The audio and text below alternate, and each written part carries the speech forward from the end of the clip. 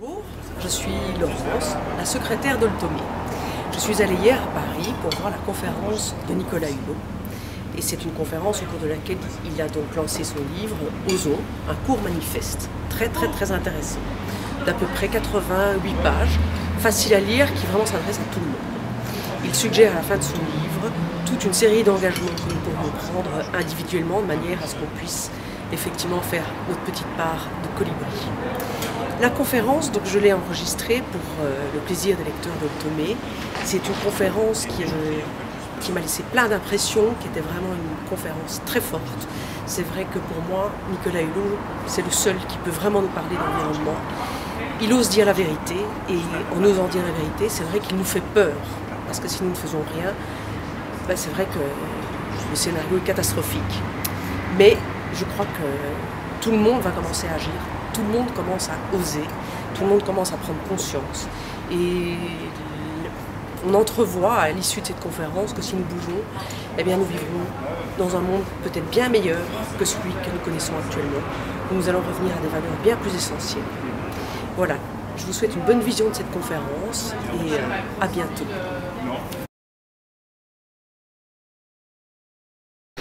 Depuis 40 ans, Nicolas Hulot parcourt la planète.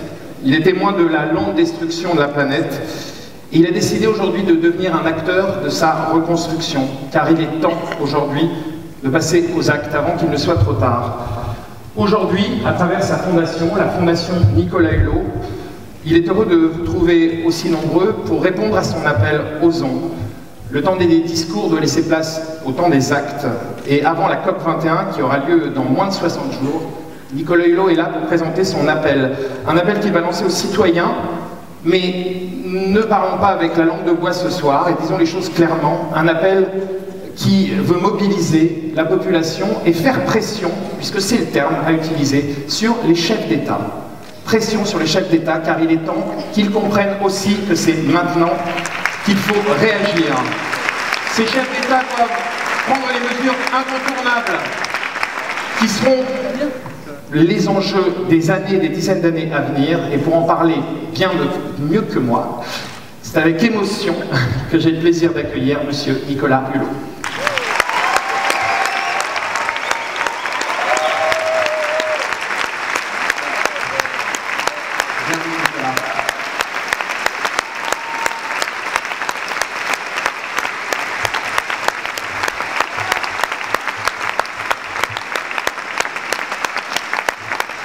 Pourquoi osons?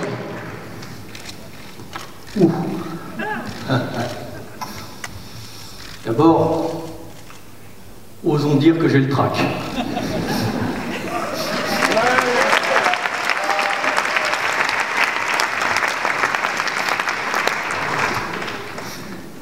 Mais,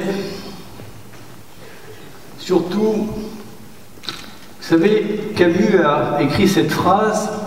Je vais répondre à votre question, mais il disait « Celui qui désespère des événements est un lâche, et celui qui croit en la condition humaine est un fou. » Eh bien, je vous propose d'oser être fou, et d'oser croire dans l'humanité. Il m'est arrivé régulièrement de désespérer de l'humain, d'avoir la tentation de céder à une forme de misanthropie. Tant je ne comprenais pas, et je ne comprends toujours pas d'ailleurs, pourquoi c'est aussi long, aussi compliqué, aussi fastidieux de convaincre les humains de se sauver d'eux-mêmes. Mais il y a une chose qu'il faut garder à l'esprit, et osons le dire. L'humanité qui pille, l'humanité qui spolie, l'humanité qui spécule, l'humanité qui détruit, l'humanité qui hait, n'est pas un échantillon représentatif de l'humanité. Osons dire qu'il y a une belle humanité, probablement majoritaire, invisible, silencieuse. Et dans les moments où nous doutons, eh bien, gardons à l'esprit que c'est pour cette humanité-là que les uns et les autres, chacun à notre niveau, à notre mesure, nous nous battons.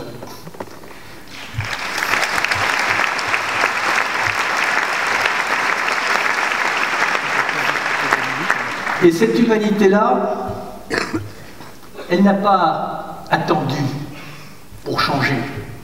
Le changement est déjà en marche. Quelqu'un disait, dans une forêt, quand un arbre tombe, on n'entend pas les milliers d'arbres qui poussent. Eh bien, la responsabilité des dirigeants, à ce moment clé de l'humanité, de la communauté internationale, de la tribu humaine, c'est de faire en sorte de libérer de l'espace pour cette belle humanité, d'accueillir ce changement, de l'épanouir, de faire en sorte que ce qui fait figure aujourd'hui d'exception dans tous les domaines devienne la norme de demain. Mais osons, c'est d'abord, osons regarder la réalité en face. Vous savez, moi, la seule chose qui m'effraie, c'est quand on est dans le déni de la réalité. La seule chose qui m'effraie, c'est d'imaginer que c'est le temps qui va décider à notre place. La seule chose qui m'effraie, c'est que nous laissions passer cette magnifique fenêtre d'opportunité où nous avons encore les cartes en main. Quelqu'un disait je déplore que le sort de l'humanité soit donc d'aussi mauvaises mains que les siennes. Là aussi, osons lui donner tort. Parce que, quelque part, c'est une bonne nouvelle. Ça veut dire que nous avons encore les cartes en main.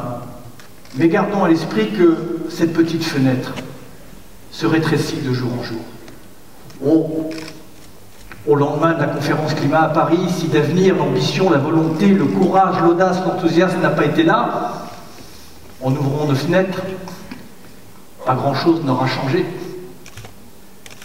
Mais vous savez, osons avoir à l'esprit que partout sur la planète, des hommes, des femmes et des enfants attendent avec énormément d'inquiétude, d'angoisse et d'espoir que ce monde ne les oublie pas. Je voudrais simplement vous citer 2, 3 souvenirs de ces 3 dernières années où j'ai battu la planète pour essayer de rassembler, de mobiliser, de convaincre avec d'autres.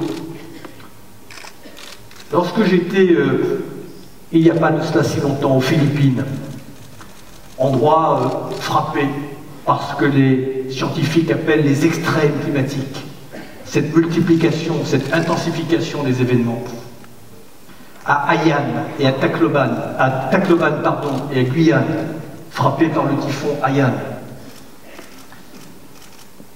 Je me souviens de cet homme qui m'a dit, vous savez, moi et ma famille, on a réussi à s'en sortir parce que on a vu la mer se retirer, ce qui n'était jamais arrivé, et puis dans l'heure qui a suivi, une vague de plusieurs mètres de hauteur est rentrée d'1 kilomètre dans les terres, et c'est parce que nous avons brisé le dernier plafond de notre maison que nous avons pu survivre. Mais le matin, quand je suis sorti de ma maison, j'ai presque regretté d'avoir survécu.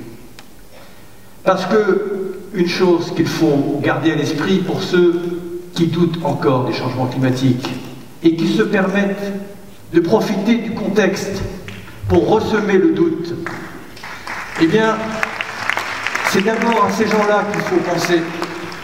Parce que, osons le rappeler, le changement climatique ou la crise climatique, c'est l'ultime injustice. C'est l'injustice de trop. Ça ajoute de la souffrance à la souffrance, de la misère à la misère, de l'inégalité à l'inégalité. Lutter contre les changements climatiques, c'est la pierre angulaire de la dignité humaine et de la justice sociale. Ça conditionne tous les enjeux de solidarité auxquels nous sommes attachés. Ce n'est pas une option, nous n'avons pas le choix de faire ou de ne rien faire. Ce n'est pas simplement une obligation morale, quoique, mais nous n'avons pas le choix. Et c'est d'abord à ces gens-là qui sont déjà dans la tragédie du climat? Qui sait que chaque année, à cause des premières manifestations des changements climatiques, ce sont entre 20 et 30 millions de personnes qui sont condamnées à l'exode? Qui sait que un certain nombre de conflits, à commencer par le conflit syrien, ou ce qui s'est passé au Tchad, ou ce qui s'est passé au Soudan, c'est bien un phénomène climatique qui a mis le feu aux poudres parce que ça contraint des millions de personnes à se déplacer. Osons dire que ça n'est pas un simple sujet environnemental. Osons dire qu'à Paris, quelque part, nous allons décider, je l'espère, d'une paix durable, mais qu'à l'inverse, si d'avenir nous faisions un compromis par le bas, si nous négocions sur l'avenir de nos enfants, dans un monde qui est déjà instable, un monde où les damnés de la Terre, les sans-grades, peuvent observer sur leur écran d'ordinateur le club des nantis, mais ça n'est pas tenable. Attention, je le dis dans ce manifeste, que la tentation du fatalisme ne nourrisse l'intégrisme ou le terrorisme des autres. Attention que l'intégrisme ne soit pas le refuge des exclus. C'est ça qui se joue à Paris. Mais quand je dis ça, on me dit oh, surtout, n'en rajoutez pas. Mais osons regarder la réalité en face. Parce que si le diagnostic n'est pas à la hauteur, si on ne place pas l'enjeu climatique au sommet de toutes les priorités, eh bien il se passe ce qui se passe depuis cette succession de conférences, c'est que l'on ajoute toujours la mutation, on la reporte, et pendant ce temps, ce sont toujours les mêmes qui trinquent. Il y a un mot fétiche pour la réussite de la conférence de Paris, la vérité. Osons la vérité.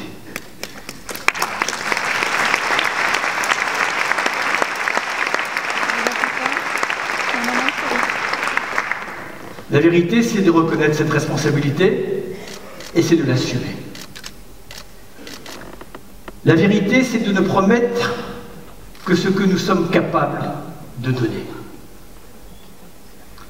Parce que nous n'avons que trop fait de promesses qui n'ont pas été honorées. Et c'est une double humiliation que de créer de l'espoir et de créer une désillusion. Et à la conférence de Paris, il y a 3 critères, me semble-t-il, de réussite. Le premier critère, il nous est imposé par la science, qui nous explique que si d'avenir, nous laissons les phénomènes climatiques s'emballer et franchir le seuil des 2 degrés centigrades par rapport à l'ère pré-industrielle, nous rentrerions dans un phénomène irréversible. Dit autrement, quelle que soit notre puissance technologique, nous serions assis à la table des conséquences, incapables de contrôler ce phénomène, avec des conséquences qui seraient tout aussi irréversibles et qui probablement affecteraient en profondeur nos démocraties et nos économies. Tout ce qui a de l'importance à nos yeux pourrait être anéanti. Et la première des priorités, c'est que les engagements des États, ça n'est pas encore le cas, nous mettent sur cette trajectoire des 2 degrés. Mais osons dire, et je sais que cela n'est pas forcément du goût de tout le monde, mais que les engagements n'engagent que ceux qui les prononcent. Et que l'expérience nous a appris à être prudents. Oh, je ne fais pas de procès d'intention, il peut y avoir des accents de sincérité et de vérité. Mais sincérité ne vaut pas capacité. Et osons dire qu'à Paris, aussi important que les engagements, ce sont les instruments dont les États vont se doter pour réaliser ces engagements. Et notre vigilance aux uns et aux autres sera d'être précis sur ces engagements. Et je veux donner là un simple exemple pour que chacun comprenne pourquoi je suis attaché à cette notion de vérité, de transparence et de précision. Nous avons, entre autres, promis à Copenhague, pour les pays qui sont impactés par les changements climatiques, une somme qui, semble-t-il, est un socle minimum de 100 milliards de dollars par an pour les pays les plus vulnérables.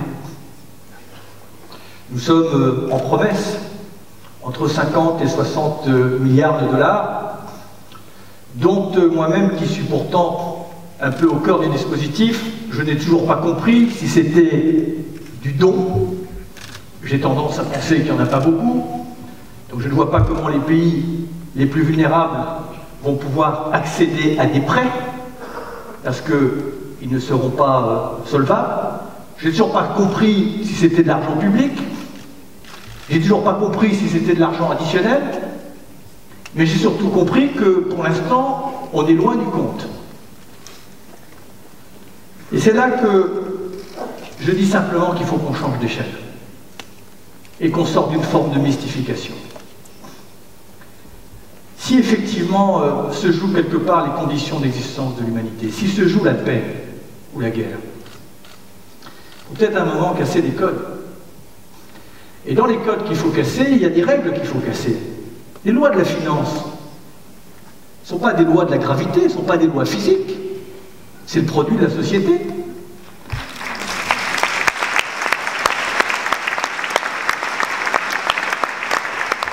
Et donc, qu'est-ce qui nous empêche de les remettre à plat? Je dis ça parce que on est... Je ne veux pas charger la barque, mais par moments, je me demande si la politique et la diplomatie, c'est pas l'art et la manière de dissimuler la misère. Je ne mets pas tout le monde sur cela, mais parfois je me pose la question. Je vais prendre un exemple. Il faut qu'on trouve ces fameux 100 milliards. Au passage, ça me semble être un minimum si on veut, en plus, aider les pays à se développer et honorer nos promesses que 0,7% de nos produits intérieurs bruts soient affectés à l'aide au développement. Au passage, nous en sommes loin. On a besoin de ces 100 milliards. 200, ce serait mieux, et 300, ce serait parfait. Chaque année, la communauté internationale accorde en subvention aux énergies fossiles, et chacun aura compris que les énergies fossiles ne sont pas l'ami du climat, mais l'ennemi du climat, et qu'il y a une obligation, c'est qu'il faut que nous nous affranchissions rapidement des énergies fossiles, toutes énergies fossiles confondues.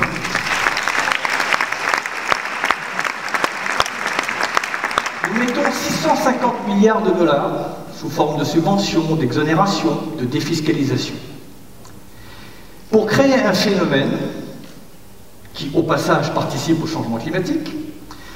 Mais je voudrais simplement vous donner, c'est la seule raison pour laquelle j'ai pris cette petite fiche, parce que je n'ai pas une bonne mémoire sur les chiffres, mais ça va vous donner quand même une ordre de grandeur, qui, selon l'OCDE, coûte l'utilisation de ces énergies fossiles, simplement sur la santé, sur 34 pays, plus l'Inde et la Chine, chaque année, heureusement que vous êtes assis, 3500 milliards de dollars.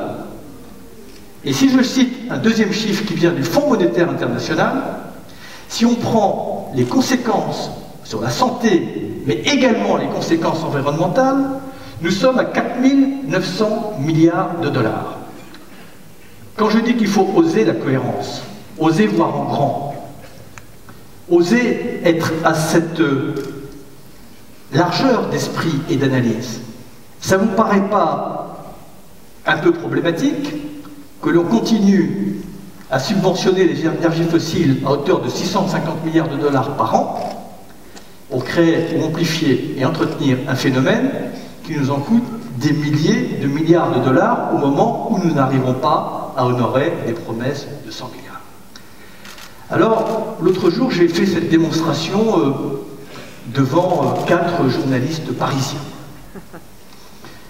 et qui m'ont regardé avec des yeux de merlan-frit et qui m'ont immédiatement dit « mais vous êtes très gentil, ce dont je ne doute pas, mais vous êtes vraiment un utopiste ».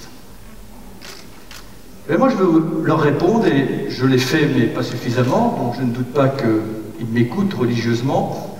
Je pense que ça va être relayé quand même ce soir. L'utopie, c'est d'imaginer qu'on va continuer à s'accommoder de cet état de fait, qu'on va continuer à s'accommoder qu'il y a 11 500 milliards de dollars dans les paradis fiscaux qui ont échappé à la solidarité,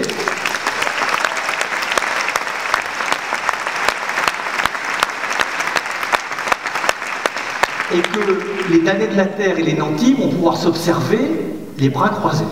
C'est ça l'utopie.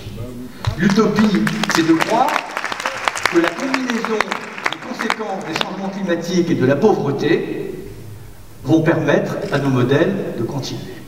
Il n'y aura pas de paix durable, personne ne pourra aspirer à vivre en paix.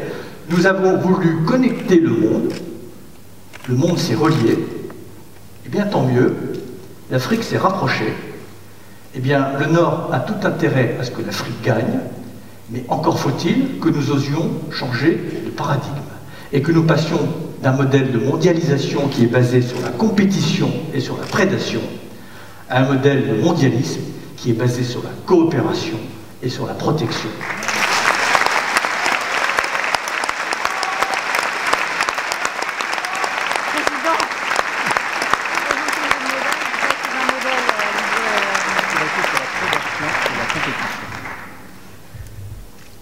Mandela disait,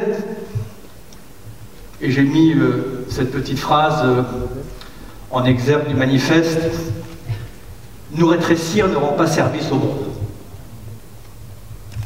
Eh bien, osons voir grand. Osons avoir foi en l'humanité. Osons croire au changement. Osons être courageux. Osons être enthousiastes. Vous savez, pendant ces 3 années que j'ai passées pour amener ma contribution dans la préparation de la conférence climat, j'ai eu toutes les lectures, parfois désespérantes, tragiques. Mais j'ai vu aussi que le génie humain n'était pas pris de court. Edgar Morin disait « Nous sommes technologiquement triomphants, mais culturellement défaillant. » Et chacun, pour ceux qui me suivent depuis longtemps, connaissent une autre référence, mais qui vont de pair, d'Einstein qui disait « Notre époque se caractérise par la profusion des moyens et la confusion des intentions. » Eh bien, moi je pense que l'humanité peut être capable vraiment de prodiges, à la condition de partager une vision, d'être capable de se doter d'un état d'esprit universel, d'abandonner nos hypocrisies, nos petites lâchetés individuelles et collectives, de cesser nos reniements et nos renoncements, mais surtout de redéfinir collectivement les fins et les moyens. C'est cela qui nous manque. C'est pas de plus de technologie, c'est pas de plus de connaissances. Oh, les sauts technologiques seront bienvenus, notamment pour stocker les énergies intermittentes, mais honnêtement, on en a déjà assez. C'est d'argent supplémentaire dont on a besoin? Pas une seconde, mais il faut aller le chercher là où il est, et surtout l'affecter pour répondre aux contraintes du XXIe siècle.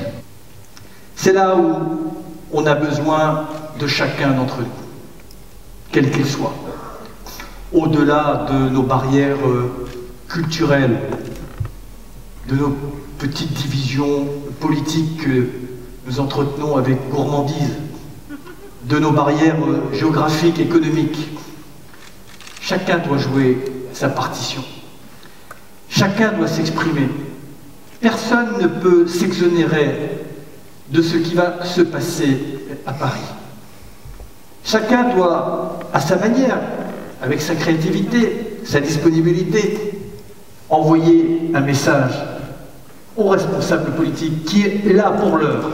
Nous aurons notre responsabilité quand les règles du jeu auront été établies.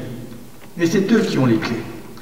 Et le message qu'on doit leur délivrer, il est simple. oser. Oser agir, oser changer le monde, oser voir en grand. Mais cessez de parler. Moi, je rentre de l'Assemblée Générale des Nations Unies. Je peux vous dire qu'il y a un truc qu'on recycle vraiment bien. Ce sont les discours d'une année sur l'autre.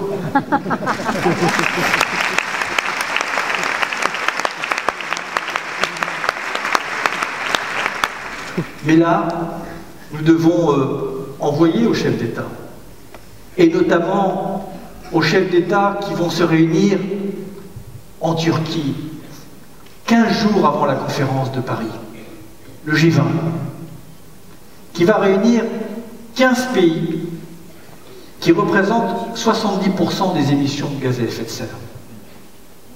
Et imaginez que ces pays, tout d'un coup, indépendamment de l'accord de Paris, prennent un certain nombre d'engagements, se donnent des instruments pour se donner enfin les moyens de rentrer dans une économie bas carbone. Parce que, moi je ne suis pas économiste, mais je m'aperçois que pour finir dans mon engagement écologique, je passe pour finir plus de temps avec des économistes, et je découvre que pour finir, c'est une science comme une autre, vivante, et qu'il y a aussi de l'intelligence, et qu'il y a des économistes très brillants, notamment dans notre pays, il y en a probablement dans cette salle, qui ont bien anticipé le coup. Mais qu'il y a un petit dénominateur commun entre Stern, Stiglitz, Christian de Pertuis, Alain Grandjean, Jean Tirole, c'est que si les pays ne s'engagent pas à donner un prix au carbone, tous les engagements que les États vont prendre de réduction d'émissions de gaz à effet de serre resteront des vœux pieux, parce que tant que les énergies fossiles ne bénéficieront pas d'un handicap, tant que les investisseurs n'intégreront pas le risque carbone, tant que l'on ne donnera pas un avantage économique à l'énergie bas carbone et à l'économie bas carbone pour la rendre accessible aux plus faibles et aux États les plus vulnérables, nous serons dans la mystification.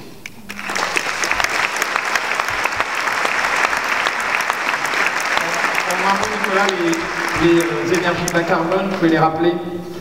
Les énergies bas carbone, ce sont cette palette que l'on appelle les énergies renouvelables, qui vont des éoliennes aux énergies hydrauliques, à l'utilisation de la biomasse, à l'énergie solaire qui, au passage, que l'on a longtemps fustigée en disant qu'elle n'était économiquement pas rentable.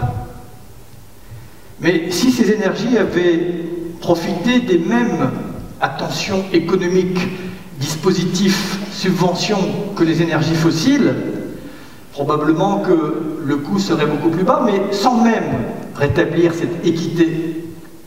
En l'espace de 10 ans, le coût des énergies solaires a chuté de 50%, de moitié. Mais on peut accélérer cette tendance. Le meilleur service que l'on puisse rendre, j'étais en Inde il y a de cela peu de temps. Le président indien a été élu sur une promesse. Promesse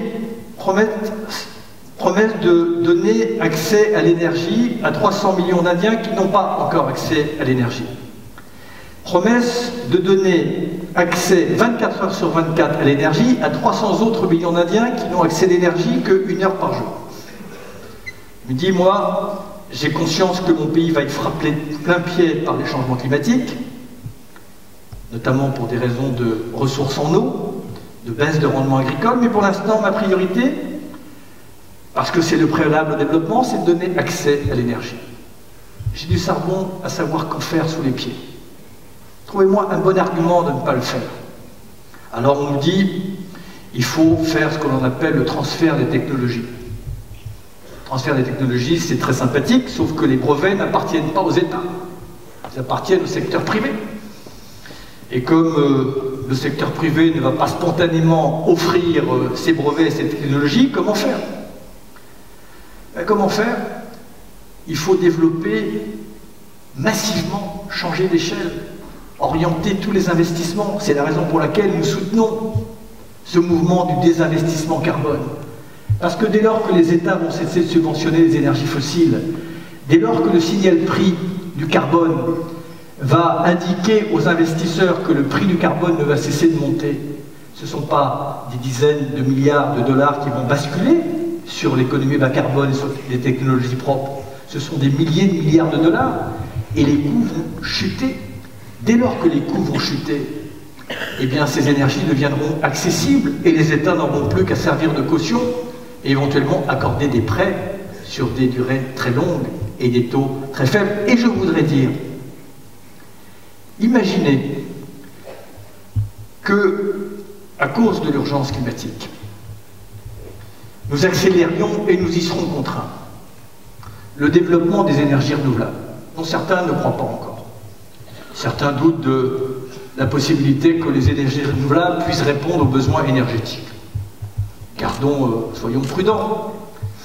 Mais visiblement, les choses vont vite, simplement parce qu'une fois que la contrainte a été actée, vous verrez que la contrainte n'est pas l'ennemi de l'innovation, elle en est la condition. Mais vous allez révolutionner le monde, pourquoi? Parce que regardez ce qui a conditionné la politique étrangère des grandes nations, ce qui a été la cause, l'objet avoué ou dissimulé des multiples conflits auxquels nous avons assisté depuis la dernière guerre mondiale. Tout était lié directement ou indirectement aux énergies fossiles, pétrole, charbon ou gaz. Dès lors que nous avons l'obligation et la capacité de permettre à chaque État, petit, grand, moyen, riche ou pauvre, à terme de produire principalement, peut-être même exclusivement, son énergie à partir de sources d'énergie qui, à terme, sont quasi gratuites.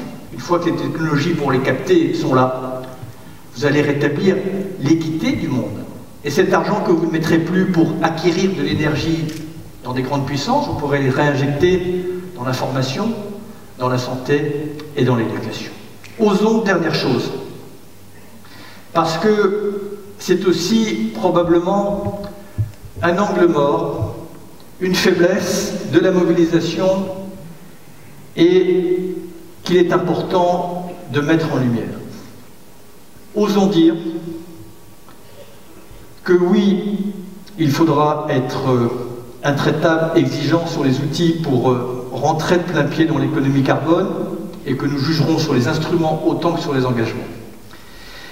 Mais osons dire que si, dans le même temps, nous nous accommodons qu'en 2012, 18 millions d'hectares de forêts ont été détruites, osons dire que si, dans le même temps, nous acceptons dans une totale indifférence que la barrière de corail parte en lambeaux, que les zones humides disparaissent, que la désertification progresse, que les écosystèmes qui stockent depuis des millions d'années les gaz à effet de serre, au premier rang desquels le CO2 et le méthane, si dans le même temps nous mettons tous nos efforts pour réduire nos propres émissions, nous restituons à l'atmosphère ce CO2 et ce méthane, osons dire que nous serons incapables de tenir nos engagements climatiques.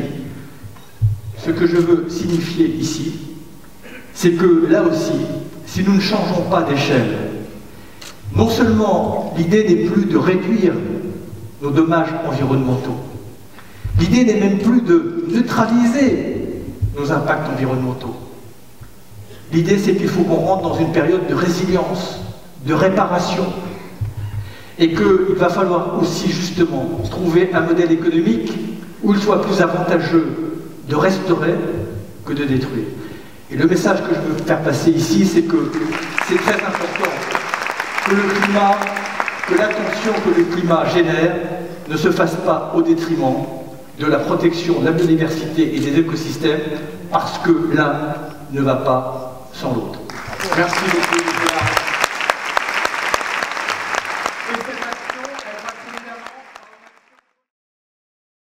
Je voulais simplement dire que oui, il y a beaucoup de choses. Réinventer la démocratie, donner une gouvernance mondiale à l'environnement. Osons dire que oui, les conférences sur le climat sont probablement nécessaires et j'espère que la conférence de Paris le précisera et en fera la démonstration. Mais elles ne sont pas suffisantes. Osons dire que, et ce projet n'est même plus à l'ordre du jour, mais notre rôle, notre mission, notre devoir, c'est de le remettre en lumière.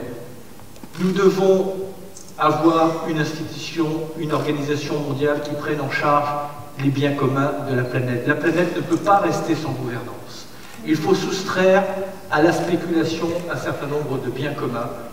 Et nous ne pouvons pas avancer en marche forcée avec l'organisation la plus puissante qui est simplement l'Organisation mondiale du commerce. Je n'ai rien contre l'OMC.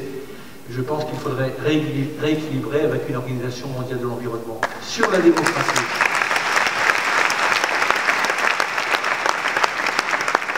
Il y a dans nos démocraties un grand absent, le futur. Le futur n'est pas représenté. Et donc, nous avons travaillé les uns et les autres sur la manière de faire en sorte que les générations futures puissent être représentées. Différentes propositions sont évidemment élaborées dans ce livre et dans d'autres ouvrages. Un mot aussi sur la fiscalité. Nous sommes dans une situation assez schizophrène, notamment dans notre pays, mais ça vaut pour d'autres sociétés. La majorité de nos prélèvements obligatoires portent directement ou indirectement sur le travail. Je ne suis pas non plus économiste, encore moins fiscaliste, mais on m'a toujours appris qu'il y a un principe, il faut d'abord taxer le négatif avant de taxer le positif.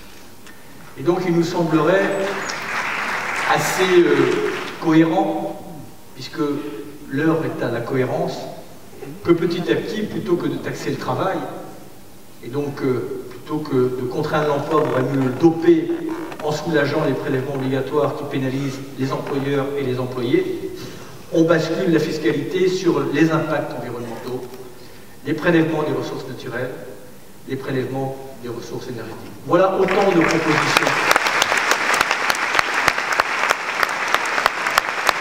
Il ne peut absolument pas être tabou. Parce que c'est dans cet ordre de grandeur, oh j'entends en longueur d'année, mais comment voulez-vous qu'on fasse autrement? Mais vous rêvez. Mais osons justement rêver, mais osons donner la réalité à nos rêves. Merci beaucoup.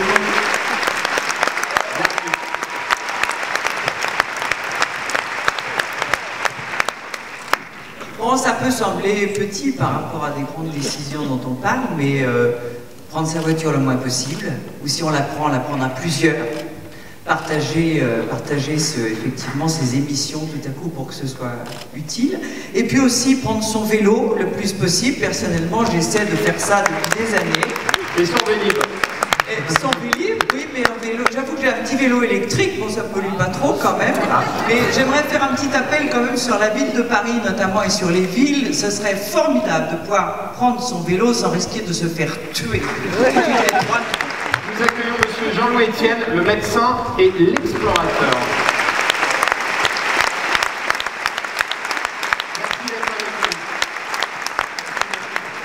Moi, je vous invite à manger moins de viande.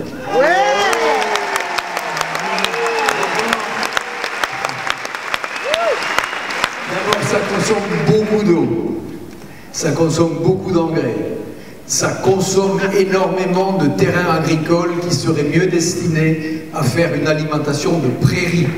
La viande de qualité est sur les vaches ou les canards qui mangent dans les prairies. Ça augmenterait la surface de verre qui absorbe le gaz carbonique. Donc vous voyez, ça a plein d'avantages.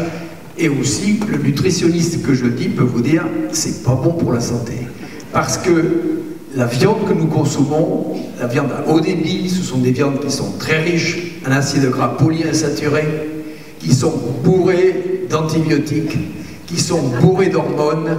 Tout c'est parce que les élevages dont je parle, de cette viande qui n'est pas de bonne qualité et qui alimente le monde, ce sont des élevages intensifs. Il faut aller voir ce que c'est un élevage intensif pour avoir envie immédiatement d'arrêter sa consommation de viande. Et Marc Jolivet. Et musicien d'ailleurs. Eh bien oui, il faut réfléchir à 2 fois avant de prendre l'avion. Il faut voler moins souvent et plus loin et plus longtemps. Moi, ce que je peux vous dire, c'est que je vous conseille de faire comme moi. J'ai pas pris l'avion depuis 43 ans. Je suis super écolo. Merci beaucoup. Ce soir. Guillaume Santou.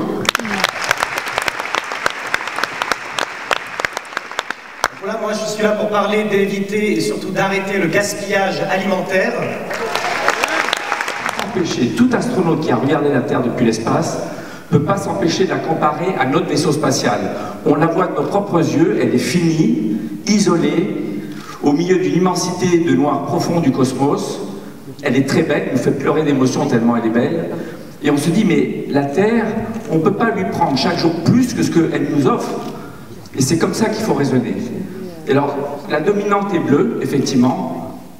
Et je parraine le réseau Océan Mondial et une association Temana au Temoana en Polynésie. L'océan apparaît, vu de l'espace, comme le système de support vie de la planète. Si on compare un vaisseau spatial, donc il y a des systèmes de propulsion, il n'y en a pas, c'est naturel, c'est comme nous. Hein. Une fois qu'on éteint les moteurs 8 minutes et demie après le décollage, on est en orbite pour toujours, sans allumer aucun moteur. Et c'est comme ça que nos satellites d'ailleurs, sans dépenser la moindre énergie, sondent l'atmosphère, l'océan, et nous aident à comprendre le mécanisme, le fonctionnement du système Terre, notamment atmosphère-océan. Mais l'océan, c'est lui qui nous fournit la principale quantité d'oxygène qu'on respire, c'est mal connu, c'est lui le principal absorbeur du gaz carbonique, c'est lui qui régule le cycle de l'eau, de la température, et c'est une des principales sources de nourriture pour l'humanité. Donc, regardez la Terre comme un vaisseau spatial, nous sommes tous membres d'équipage de ce même vaisseau spatial, et ne consommons pas chaque jour plus que ce que la nature nous donne, qui est en fait, directement ou indirectement, le soleil. Merci Nicolas. L'artiste Zazie, je vous en prie. Pour prendre l'air utile, c'est pas prendre l'air utile, alors moi qui suis un peu vaguement chanteuse, j'ai vraiment besoin d'air pour chanter, mais j'en ai aussi beaucoup besoin pour être inspirée. Donc soyons inspirés, osons. Merci beaucoup Zazie. Et enfin, nous accueillons l'incroyable cinéaste Luc Besson.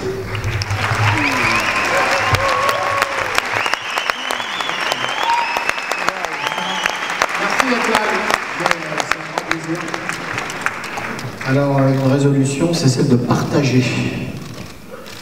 Partager, Nicolas m'a dit une phrase il y a très longtemps, il dit qu'il fallait qu'on passe de la société de l'avoir à la société de l'être. Voilà, avoir un peu moins et être un peu mieux. Donc partager, ça peut être une boîte à outils, ça peut être un appartement, une petite chambre, ça peut être une voiture, pas de Volkswagen, s'il vous plaît. Vous pouvez les jeter à la poubelle. Voilà, partager, d'abord ça nous relie humainement, c'est déjà un bon point. Et puis avoir un peu moins et on s'en porte pas plus mal, je crois, tout simplement. Je vous remercie. Merci Nicolas pour tout ce que tu fais pour tout. Je voudrais finir juste par un tout petit truc. Il y a 20 ans, j'ai eu le plaisir de faire un film qui s'appelait Atlantis. J'ai passé 2 ans autour de la planète à filmer mes amis les poissons. Je suis retourné dans 4 endroits, c'est fini, il n'y a plus rien. Voilà. Eh bien, pour moi c'est clair. Ouais. Malheureusement. Je n'ai pas osé aller dans les autres, pour être sincère. J'ai arrêté au bout du 4e, parce que j'étais trop triste. Voilà, bonne soirée. Hélas, Nicolas, vous avez longtemps réfléchi pour nous. Vous avez longtemps souffert pour nous, sans qu'on le dise. Moi, je suis très touché, profondément touché. Aujourd'hui, la mer mauritanienne, qui est la réserve mondiale de l'humanité en matière de ressources halieutiques, est pillée, des poissons volants tués par milliers. Qu'allons-nous manger demain, l'humanité? Quand la Chine va consommer 2 fois, quand l'Afrique va consommer dans 25 ans 2 fois plus que la Chine par jour. Hélas, que personne ne voit actuellement ce danger, que Nicolas. Hélas, qu'allons-nous donner demain comme poutard, comme langouste, comme crevette, à manger à l'Europe? Vous qui avez des centaines de bateaux-usines qui pêchent dans les eaux du continent africain. Qu'allons-nous vous donner à manger? On va revenir, pas sur l'immigration qui est actuellement là, mais on va venir sur toute l'Afrique, 2 milliards d'habitants qui vont chercher à venir en Europe. Nicolas y a réfléchi. Il a réfléchi à ça. Hélas, aidez-nous à aider Nicolas Hulot. Aidons-nous à l'aider. Il souffre, il ne dort pas, il ne mange pas, il ne boit pas. Il souffre. Il faut l'aider. L'aider, c'est quoi, Crédit? Le 29 novembre, il y a la marche pour le climat. Ça aussi, c'est un engagement que l'on peut prendre. On va appeler Juliette Rousseau de nous en parler dans un instant. Juliette. C'est donc un gros moment mondial, le week-end des 28 et 29 novembre. Nicolas en parlait tout de suite. Rejoignez-nous dans la rue, venez avec nous manifester à la fois notre inquiétude et notre détermination. Et le 12 décembre, à nouveau à Paris, pour une journée d'action et de mobilisation. Et là encore, l'objectif pour nous, c'est de montrer à la fois notre diversité, en toutes nos approches et toutes nos sensibilités sur la question du climat, et notre détermination à avoir enfin de vraies politiques en faveur de la lutte contre le réchauffement climatique. Merci. Merci beaucoup, Juliette. Ensemble, il faut que les jeunes prennent aussi en main leur destin et se manifestent. Alors, il faut qu'ils se mobilisent, il faut qu'ils fassent preuve de créativité, ils savent très bien utiliser les réseaux sociaux, parfois pour des choses un peu futiles, tant mieux, mais on peut peut-être aussi utiliser cette créativité pour des choses essentielles. Et comme les jeunes, vous l'avez remarqué, se sont emparés des réseaux sociaux pour en faire leur univers, dans lequel nous sommes un peu, c'est moins qu'on puisse dire, étrangers, et vous en avoir la démonstration tout de suite. Je pense que le mieux, c'était de confier aux jeunes, dès lors qu'ils étaient demandeurs, la réalisation de cette mobilisation et de cette communauté du web, comme l'on dit, sont spontanément venus me proposer leur aide. Alors, c'est cette communauté du web dont vous parlez, Nicolas, et on va les accueillir tout de suite. Il faut juste préciser que ce dont on va parler, ce qu'on va voir, en l'espace de 9 heures, a fait déjà 500 000 vues sur Internet. 500 000 vues en 9 heures. Et à l'origine de ce résultat incroyable, l'équipe de Golden Moustache, Adrien Labastide et David McFly. On a été contacté en fait par la Fondation Nicolas Hulot et Havas, par Charlotte, qui sont venus nous voir en disant voilà, on a un message très important mais un peu technique à faire passer aux jeunes et on ne sait pas exactement comment les toucher de manière massive. Et nous, pour nous présenter rapidement, Golden Moustache, en fait, on a un site web qui fait des contenus marrants, des vidéos rigolotes. Alors Ali, ça tombe bien parce que c'est notre métier de faire ça. Et on le fait souvent en fait, ou pour nous, on le fait pour des marques par exemple. Mais là, on s'est dit que c'était qu'on avait envie de le faire pour quelque chose d'important et qu'on avait envie de le faire bénévolement évidemment pour une cause qui nous touche. Donc ce qu'on a proposé à Nicolas, c'était de venir nous rencontrer. On a essayé de rassembler tous les gens qu'on connaît qui sont influents sur Internet. On a fait venir des journalistes de Mademoiselle par exemple, même des annonceurs hyper innovants comme Michel Augustin. On a fait venir des gens des plateformes, de Twitter, qui nous ont beaucoup aidé, de YouTube. Et surtout on a fait venir les talents de YouTube. Je ne sais pas si vous les connaissez, mais en tout cas sur la population des moins de 30 ans, ils sont très connus.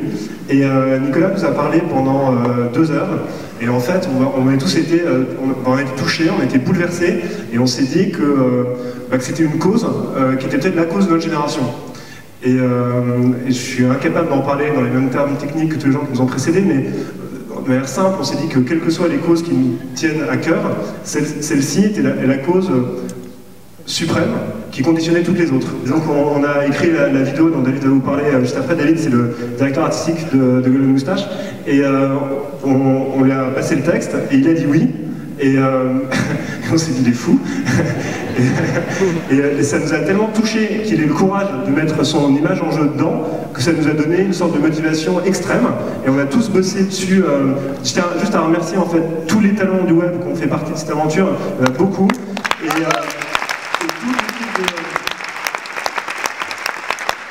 toute l'équipe de production qui a travaillé bénévolement aussi dessus, c'est des gens qui se sont défoncés David le premier, absolument gratuitement, et qui ont tout donné. Donc j'ai laissé du coup David vous en parler un peu plus, mais juste les chiffres qu'on vous a donnés tout à l'heure sont faux. sur Facebook, par exemple, tout simplement aujourd'hui, en moins de 12 heures, on a fait 1,3 million de vues.